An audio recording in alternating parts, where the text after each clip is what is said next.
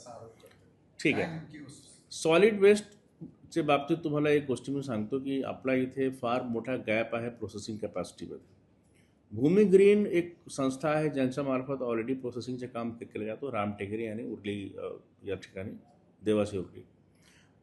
मुद्दा असा आहे की जेव्हा आम्ही तुम्ही पाहिलं 2 महिन्यापूर्वी खूप आपल्याकडे नवीन स्पॉट्स तयार झाले होते. त्याचं कारण असं आहे की 1-2-3 आमचे जे प्रोसेसिंग युनिट्स बंद झाले होते. ऑलमोस्ट 300 मेट्रिक टनचा अचानक तूट निर्माण झाला आणि फार त्रास झाला. मला असं लक्षात आलं की हे जे आपलं टाईम होरायझन ज्याला म्हणतो, तुम्ही जर पाणी पुरवठ्यामध्ये काय पुढच्या 15 वर्षपर्यंत लोकांची पॉप्युलेशन काय होईल, आपण एस टी पीमध्ये पाहतो की पुढच्या 30 वर्षपर्यंत किती आपल्याकडे असे सांडपाणी होईल, ते लक्षात ठेवून आपण प्लॅनिंग करतो. पण ते घनकचरा व्यवस्थापनामध्ये सर्वात मोठी अडचण आहे की आम्ही पुढच्या कालावधीमध्ये काय होईल ते न पाहता आज ऑलरेडी जो काही एक्झिस्टिंग कॅपॅसिटी पाहिजे, वर्तमान जो क्षमता पाहिजे त्याच्यामध्येच तूट आहे.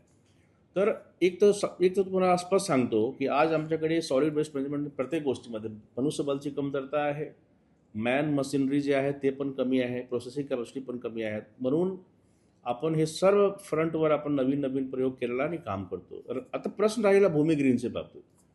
मी या विषयावर काही भर देत नाही किंवा लक्ष देत नाही की हे कोणाला टेंडर मिळणार आहे, कारण जे काही टेंडर प्रक्रिया आपण केला अतिशय पारदर्शकरित्याने आपण केलेला आहे. नक्कीच मला मान्य आहे की त्या कॉन्ट्रॅक्टरनी आम्हाला फार मोठा असा रेट म्हणजे कोट करून दिलेला आहे. पण याचा अर्थ असा नाही की ते रेट आम्हाला मान्य होणार आहे. जोपर्यंत आम्हाला काही महापालिकेला कुठल्याही प्रकारचं नुकसान होत नसेल, जर अशा प्रकारचे रेट जर त्यांनी कबुली दिली तरच आम्ही त्यांना काम देणार आहोत. अदरवाईज जो रेट त्यांनी दिलेला आहे काहीतरी 900+ तो मला अजिबात तो मान्य नाही आहे.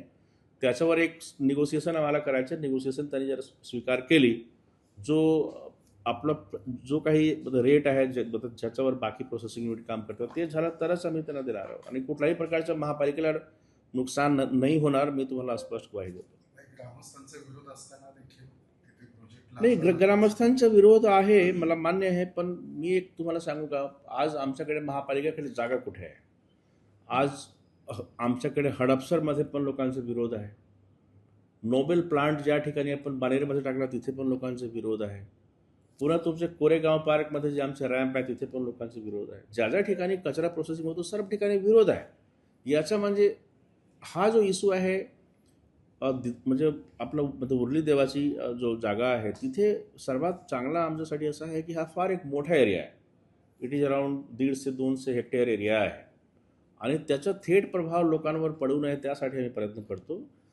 बघा तिथे जे लोक आहेत त्यांचं सर्वात मोठं अडचण काय आहे की बायोमायनिंग. या ठिकाणी समजा की 40 वर्ष 50 वर्षपासूनचा जो कचरा पडून आहे त्याच्यामुळे जे काही लिचेस तयार होतो तो सर्वात मोठा अडचणचा विषय आहे. म्हणून आपण असं डिसाईड केला की आपण 1 वर्षच्या आतमध्ये 100% बायोमायनिंग आपण करायचं आहे आणि ते करतो पण आहे. दुसरं आहे की जर तुम्ही बिलकुल एक शास्त्रशुद्ध पद्धतीने जर प्रोसेसिंग केला तर याच्यामुळे काहीच त्रास होत नाही. नॉर्मली सॉलिड वेस्ट असेल आणि गीला कचऱ्याचं प्रमाण फार कमी आहे. तर हे लोकांचं म्हणणं तो कसं कधी कधी नकारात्मक भावना तयार होतो, हे साहजिक आहे. मी पण त्या ठिकाणी जर राहायला गेलो तर मला पण असं वाटेल की इथे कचरा प्लांट येऊ नये. पण शेवटी आमचं काम असं आहे की आम्ही अशा पद्धतीने करू जेणेकरून लोकांना त्रास होऊ नये, लोकांचं पाणी दूषित होणार नाही किंवा जो काही सिव्हिक कमिटीज आहे. आणि तुम्ही लक्षात ठेवा की त्या ठिकाणी पाणी पुरवठा किंवा लोकांचं घनकचरा व्यवस्थापन सुद्धा आम्हीच करतो महापालिकेतर्फे. पण हे हे असताना सुद्धा त्या ठिकाणी लोकांना कुठलाही त्रास होऊ नये हे सगळी व्यवस्था करूनच आम्ही काही कॅपॅसिटी वाढवतो आणि त्यासाठी कोऑर्डिनेशन करूनच आम्ही पुढे जाणार आहोत. सर, फुरसुगीचा जो 1998ला आपण भूसंपादन केलं होतं महापालिकेने, त्यावेळेस त्यांना जे बाधित शेतकरी त्यांना मोबदलाच दिला.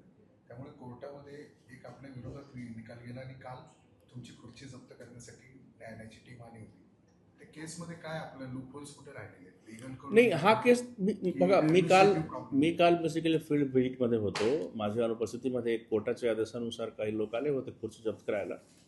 नक्कीच या ठिकाणी मी एवढे सांगतो की आमच्या डिपार्टमेंटमध्ये लिगल डिपार्टमेंट असतील किंवा भूसंपादन खात्यांचे काही काम असतील किंवा कन्सर्न डिपार्टमेंट कोण आहे त्याचं पूर्ण चौकशी मी करणार आहोत. हे आमच्या लोकांचं दुर्लक्षमुळे झालेलं आहे. जर काही कोर्ट आपल्याला आदेश देत असेल की तुम्ही या सर्टन कालावधीमध्ये पैसे जमा करा किंवा कारवाई करा, जर हे होत नसेल तर नक्कीच न्यायालय त्याच्यावर एक अशा प्रकारचे निकाल म्हणजे देणार, त्याच्यामध्ये काही डाऊट नाही. जे काही शेतकरी आले, जे काही वकील आले किंवा कोर्टाचे अधिकारी आले, त्यांचं काही चूक नाही, कारण शेवटी हे महापालिकेच्या चूक आहे. पण नक्कीच तो विषय माझ्यापर्यंत आला नव्हता म्हणून असं झालं. आता माझ्याकडे हा विषय आलेला आहे. विदिन 1 वीक हा इश्यू आम्ही रिझॉल्व्ह करू. अंडरटेकिंग आपण जे 11 ऑगस्ट पर्यंत दिले त्याच्या आधी हा इश्यू सॉल्व्ह नाही, हा बघा महापालिकेसाठी फार छोटा विषय आहे 13 कोटी रुपये जमा करणे. हे दुर्लक्षमुळे झालेलं आहे आणि ते आम्ही नक्कीच दूर करू. नाही, मी आपल्याला एक गोष्टी स्पष्ट करतो की खड्ड्याच्या बाबतीत एक एक म्हणजे खूपच एक सिंपल इश्यू असा आहे की प्रत्येक मान्सूनमध्ये जो आपला डांबरी रस्ता आहे आणि जर रस्ता काही जुना झालेला असेल किंवा त्या ठिकाणी स्टॉर्म वॉटर नसेल, आणि तिसरा फॅक्टर असा आहे की जर त्या ठिकाणी डिगिंग आपण केलेला असेल, तर हे 3 कारणामुळे नक्कीच तुम्हाला खड्डे पाहायला मिळतात. इश्यू कसा आहे की आपला पुणे शहरामध्ये तुम्हाला माहिती असेल की पाऊस पूर्वी आता मी थोडासा आपल्याला एकदा म्हणजे मागच्या वर्षीचा जो आहे इन्सिडेंट ते थोडासा आठवण करून देतो की मी जेव्हा जॉईन झालो होतो तेव्हा खड्ड्याचा खूप जास्त इथे सोरसरावा झाला होता, खड्डे खूप आहे. पण तुम्ही स्वतः मान्य केला होता की काही 3, 4, 5 महिन्यांनी की खड्डे पुण्यामध्ये म्हणजे आपण खूप कमी केले होते. तेव्हा सायकल रॅली पण झाला होता आणि जवळपास 150 किलोमीटरचा नवीन रोड, सगळ्या गोष्टी आपण केल्या. आता मी एवढं सांगतो की मध्यंतरी काय झालं की आपल्या इथे LPGचा पुरवठा थोडासा कमी झाल्यामुळे एक मोहीम स्वरूपात MNGLचा जो काही कनेक्शन आहे ते वाढवण्याची सूचना आमच्याकडे आली होती शासनातर्फे. आणि त्याच्यामध्ये कसं आहे की खूप मतलब खूपच म्हणजे समजा की मतलब विदिन अ मंथ खूप जास्त वेगाने आपण परवानगी दिला. आणि एक एक एक तर गोष्टी नक्कीच आहे की जर आपण एक सर्टेन टाईम पिरियडमध्ये डिगिंगची परवानगी जास्त देत असतो तर तेव्हा त्या हिशोबाने खूप चांगल्या प्रकारे रिइन्स्टेटमेंटचं काम लोक करत नाही. हा आपल्यासाठी फार एक चिंतेचा विषय होता. दुसरा, पोलीस डिपार्टमेंटतर्फे पण जो CCTVच्या नेटवर्कसाठी खूप मोठ्या प्रमाणात खुदाई करण्यात आला. म्हणजे असा पण माझ्याकडे इन्सिडेंट आहे की ज्या ठिकाणी फुटपाथचं काम झालं आणि दुसऱ्या दिवशी लोकांनी खोदकाम केलं. हे थोडासा कोऑर्डिनेशन अभावी हे सगळं झालं आहे, ते मी नक्कीच मान्य करतो. दुसरं असं आहे की ते महाप्रीतचं पण, तर हे जे काही खड्डे करण्यामध्ये जो सर्वात मोठी भूमिका ज्या ज्या ठिकाणी डिगिंग झालेलं आहे, तो डिगिंगमध्ये रिइन्स्टेटमेंटचं काम काही डिपार्टमेंटनी चांगले केलेलं नाही. त्याचं म्हणजे मी स्वतः बरेच ठिकाणी पाहून आलो. इनफॅक्ट महापालिकाचे काही डिपार्टमेंट स्वतःचे ड्रेनेज किंवा पाणी पुरवठ्यामध्ये पण ज्या लोकांनी खड्डे केले त्यांनी पण चांगले काम केले नाही. म्हणून आता आम्ही निर्णय असा घेतला की सगळे रिइन्स्टेटमेंटचे काम जे आहे ते रोड डिपार्टमेंट करणार, नंबर 1. दुसरं असं आहे की जे काही जास्त केसेस येत आहेत, तुम्ही नक्कीच जर तुम्ही विचार कराल याच्यावर, तर तुम्हाला कळेल की हे कॅन्टोन्मेंट एरियामध्ये जास्त केसेस आहे. मागे ते माननीय मुख्यमंत्री महोदयांचा पण दौरा झाला होता. त्या ठिकाणी पण जो रूट होता ते मॅक्सिमम काही कॅन्ट एरियामध्ये. तो कॅन्टोन्मेंट एरियाचं काय असते प्रश्न की तो मी म्हणजे एकच आहे की आमच्याकडे कॅन्टोन्मेंट एरियासाठी काही स्पेशल आमच्याकडे तरतूद नाही. पण मला असं वाटते की जोपर्यंत कॅन्टोन्मेंट एरियामध्ये 100% काम होत नाही तोपर्यंत पुणे शहरात काही चांगले काही परिणाम दिसणार नाही. तर आता कुठलाही बजेटचा म्हणजे चिंता न करता किंवा बाउंड्रीच्या बाबतीत जास्त विचार न करता आपल्या इथे जो काही कॅन्टोन्मेंट एरिया आहे तिथेसुद्धा खड्डे बुजवण्याचे काम आमच्याकडे आता मोठ्या प्रमाणात सुरू आहे. तिसरं कारण असं आहे की काही ठिकाणी आपल्याकडे जो एक इनपुट्स असतात त्याचे पण कमी झाले होते. ते आपण एक सेक्शन 522 मध्ये ते परवानगी घेऊन आपण करतो. मी तुम्हाला एवढं सांगतो की खड्डे आहे, पण याच्यावर आता एक मोहीम स्वरूपात हे सगळे काम करून विदिन अ मंथ तुम्हाला हे सगळे मिळेल. पण जो काही व्याप होता म्हणजे मागच्या वर्षीच्या तुलनेत जर तुम्ही केला तर यावर्षी खड्डे एवढेच नाही आहे, मी नक्की सांगतो. दुसरा, माझी एवढी विनंती पण आहे की काही खड्डे असेल तो मी मान्य करतो आणि त्याच्यावर कारवाई पण करण्यासाठी आम्ही जबाबदार आहोत. पण थोडाफार असं पण आहे की काही काही ठिकाणी दुष्प्रचार करण्याचा प्रयत्न केला जातो. तो थोडा आपल्याला नक्कीच विचार केला पाहिजे. माझ्याकडे एक खूप सिंपल फुटेज आहे.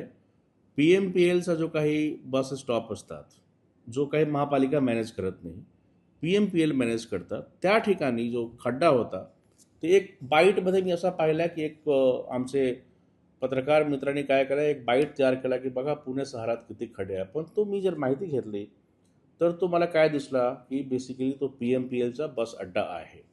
तुम्ही PMPLच्या बस अड्ड्याला रोड दाखवून जर तुम्ही काही दुष्प्रचार करत असाल तो थोडा मला वाटतं की हे सगळे अवॉइड करायला पाहिजे. दुसरा एक घटना असा आला की मागील 6 महिन्यापूर्वीचा एक फोटो की एकच किलोमीटरमध्ये 100 खड्डे, पण वस्तुस्थिती काही वेगळी होती. त्या ठिकाणी खड्डे अजिबात नव्हते. याचा अर्थ मी सांगत नाही की खड्डे नाही, खड्डे खूप आहेत. पण समजा त्या विषयाला खूप जास्त म्हणजे फोकसमध्ये आणण्यासाठी चुकीची माहिती कोणी करू नये ही पण नक्कीच या ठिकाणी विनंती करतो. मेडिकल वेस्ट मॅनेजमेंटसाठी हेल्थ डिपार्टमेंटतर्फे केला जातो. त्याचा एक खूप सिम्पल सोल्युशन्स आपण दिलेला आहे. पण आता खूप सारे हॉस्पिटल्स, खाजगी हॉस्पिटल हे सगळे वाढल्यामुळे त्यांचं वेगळे असते. महापालिकेच्या हॉस्पिटलचे वेगळे व्यवस्थापन आहेत.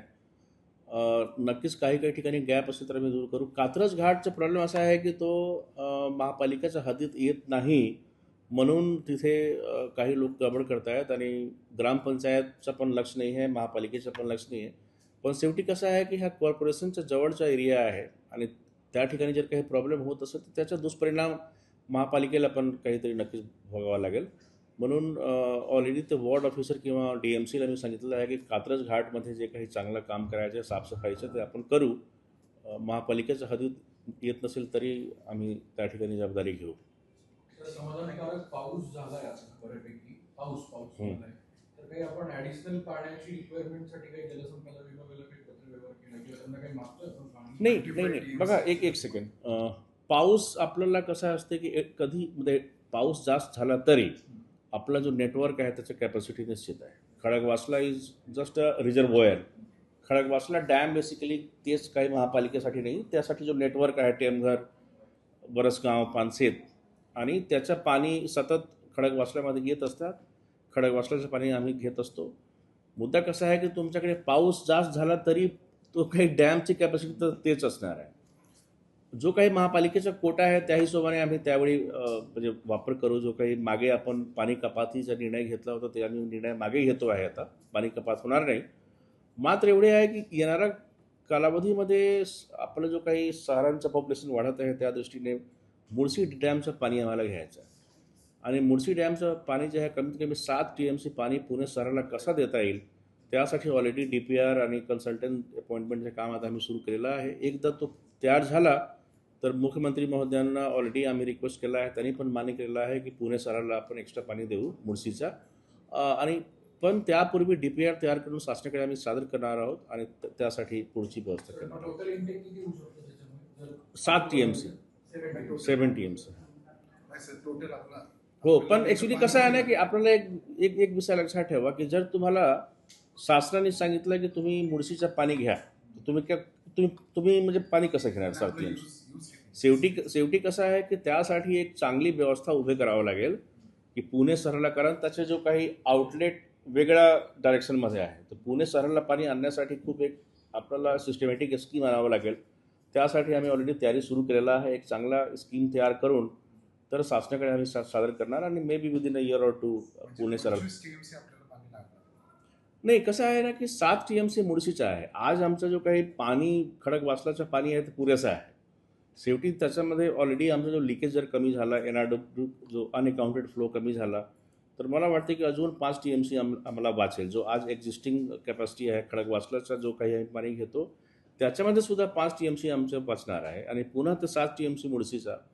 येणाऱ्या पिरियडमध्ये मला वाटते की 10 ते 12 TMC पाणी पुणे शहराला एक्स्ट्रा मिळणार आहे. पाणीचं काही आपल्याला म्हणजे कुठल्याही प्रकारची काळजी करण्याची गरज नाही आहे. आपल्याला उलट थोडासा एक कसं आहे की पाणी कसं वाचवायचं आहे, पाणी चांगल्या पद्धतीने कसं वापरायचं आहे, जो 300 लिटर पर कॅपिटा जो काही कन्झम्पशन आहे ते कसं कमी करायचं आहे, NRW कशी लिकेज, हे सगळे जर आपण चांगल्या पद्धतीने टेक्नॉलॉजिकली जर चांगले काम केलं तर पुणे शहराला काही पाणीची अडचण येणाऱ्या पिरियडमध्ये होणार नाही. शेवटचा प्रश्न आहे, NGT कडून आपल्याकडे STP प्लांटचे डिझाईन चेंज करा किंवा तोडा असे आदेश आले होते, त्या संदर्भात काय झाली सर प्रोसिजर? नाही, NGT तर्फे STP प्लांटचा डिझाईन तोडा असं काही ब्लू लाईनमध्ये काही असा केसेस आला असेल, पण आता वर्तमान परिस्थितीमध्ये असा काही केसेस आमच्यासमोर आला नाही. मागे बरेच काही NGTचा जो काही माननीय न्यायालयाची सूचना होती ते सगळे महापालिकाने त्याच्यामुळे केलेली आहे. झाला पण त्याची व्यवस्था पण केली ऑलरेडी. त्याची 14 कोटीची तरतूद करून पण आता नक्कीच एक मोहीम स्वरूपात विदिन मंथ तुम्हाला खड्डेमुक्त आम्ही पुन्हा करतो. हां. तर एक 53 खड्डे राहिले असं हं? पालिकेची एक आकडेवारी 53 खड्डेच राहिले बुजवायचे असे. अच्छा बघा, त्यामुळे ते आपल्याला कसं आहे की खड्डे मोजण्याऐवजी खड्डे बुजवण्यावर माझं जास्त भर आहे. आपण जर असं हे विचार केला की 1 किलोमीटरमध्ये 100 खड्डे की 200 खड्डे, तो भाग वेगळा आहे. नक्कीच काही नागरिक आहेत त्यांना लक्षात येत असेल. पण मी एकदम मोहीम स्वरूपात याची बैठक आज पण आहे. विदिन अ मंथ थोडंसं काय असते की पाऊसमध्ये जेव्हा आपण खड्डे बुजवतो पुन्हा ते खराब होतात, तर थोडा 5-7 दिवस तुम्हाला त्रास होईल. पण मी तुम्हाला ग्वाही देतो की तुम्हाला सप्टेंबर अखेरपर्यंत 100% खड्डेमुक्त पुन्हा म्हणजे आपलं पुणे शहर दिसेल. तर रस्त्यांच्या बाबतीत आपण एक नागरिकांसाठी रोड मित्र ऍप जे बनवलं होतं ₹1,00,000 खर्च करून, ते ऍप चालत नाहीये. त्याच्यात अनेक बग्स येत आहेत, त्याला टेक्निकल ग्लिच येतोय. आपण जर एवढे ₹1,00,000 खर्च करून एक ऍप चांगलं बनवतो, नाही. बघा, रोड मित्र ॲप काही 1,00,000-2 लाखचा खर्च नाही आहे. फार सिम्पल सोल्युशन होता. चाललं तर पाहिजे. पण त्याच्यामध्ये प्रॉब्लेम काय झाला की काही ठिकाणी जो खड्ड्याऐवजी जो काही रिसर्फेसिंगचा जो प्रॉब्लेम आहे ना, तिथे पण लोकांनी हे टाकला. म्हणून आपण काही लोकांची तक्रार येईल त्याची वाट न पाहता आम्ही प्रोएक्टिव्हली सगळे खड्डे बुजवण्यावर आता भर देत आहोत. म्हणजे तुमचं म्हणणं अगदी योग्य आहे, त्याच्यामध्ये दुरुस्ती करू. पण त्याचा जो काय आहे की ॲपवर अवलंबून न राहता सरळ आपण खड्डे बुजवण्यासाठी स्पेशल मोहीम आम्ही सुरू करू.